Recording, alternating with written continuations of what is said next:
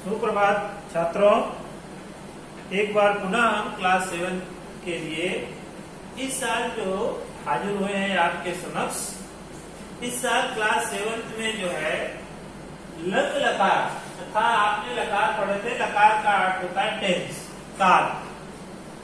पिछले साल 7-6 में आपने जो है 2 लकार पढ़े थे आपने, एक लट लकार और एक लिट लकार। इसके पहले के जो वीडियो में मैंने 2 लकारों की चर्चा की थी, लट लकार और लिट लकार। इन लिट लकार और लट लकार को मैंने समझाया था कि तीता अंति, सीता था, आमी आवा आमह, ये जो है लट लकार के थे।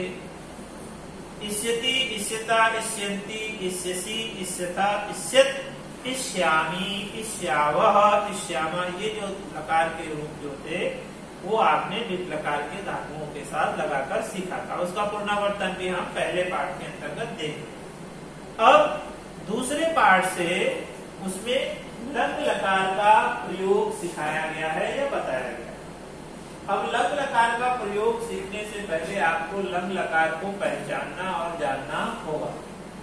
इस प्रकार विद्यार्थी आपको ध्यान होगा कि लंग लकार को हम हिंदी में जो है भूतकाल कहते हैं, अर्थात भूतकाल।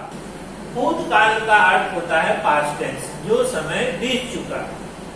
अब हम भूतकाल के धातु के साथ उसके प्रत्यय को जोड़कर भूतकाल की क्रिया को बनाएंगे, अर्थात लंग लकार की क्रिया को बनाएंगे।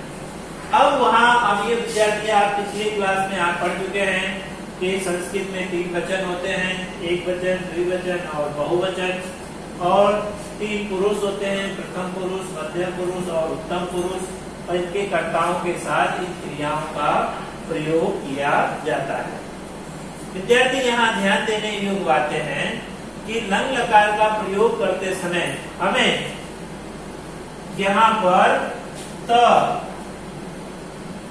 अर्थात त जोड़ना है, दूसरे में ताम, पीछे प्रत्यय, ये प्रत्यय जुड़ेंगे क्रिया।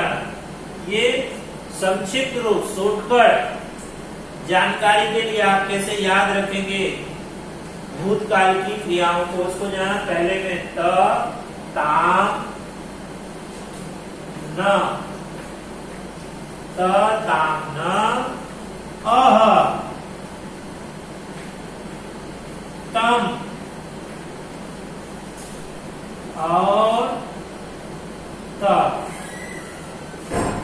फिर म, फिर आव और आम। इस प्रकार के प्रत्यय जुड़े हैं। अब यहाँ हम जो सीख रहे हैं पट धातु, पट धातु में प्रत्यय है। यहाँ ध्यान रखना है कि इन प्रत्ययों को लगाना तो है, बशर्ते इनके आगे लंग लकार को बनाते समय आपको यह ध्यान रखना है कि इसके साथ आपको उपसर्ग भी जोड़ना है। जैसे आपको क्या करना होगा, जैसे आपको उपसर्ग, अउपसर्ग प्लस धातु धन प्रत्यय, ये सभी प्रत्यय, तो अउपसर्ग जोड़ना है लंग लकार को बनाते समय। जैसे पट का रूप यहाँ जोड़ना है, तो ये हो जाएगा अ, धातु हो जाएगा पट, और यहाँ हो जाएगा त। तो आपकी अत स्थान है, तो यहाँ हो जाएगा ये धातु आपका बनेगा अपठत, अपठत। तो उसी तरह यहाँ क्या हो जाएगा, अपठताम,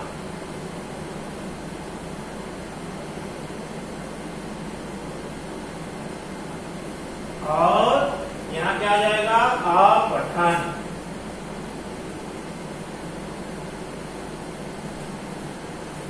अपठत, अपठताम, अपठन, ये कौन सा हो जाएगा, प्रथम पुरुष का रूप।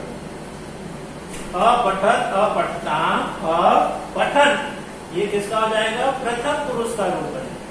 अब अगर हम मध्यम पुरुष बना रहे हैं उसी तरह अ जुड़ेगा, प जुड़ेगा और अ जुड़ जाएगा। यहाँ हो जाएगा अपठः, अपठतम्, अपठत। ये क्या हो जाएगा? मध्यम पुरुष। अपठः, अपठतम्, अपठत। फिर उत्तम पुरुष के क्रिया को आप जोड़ेंगे। उत्तम क्रिया की उत्तम पुरुष के लंग लकार भूतकाल की क्रिया बनाने के लिए आप क्या करेंगे? म जुड़ेंगे और रहेगा यहाँ बनाएंगे अपठम्,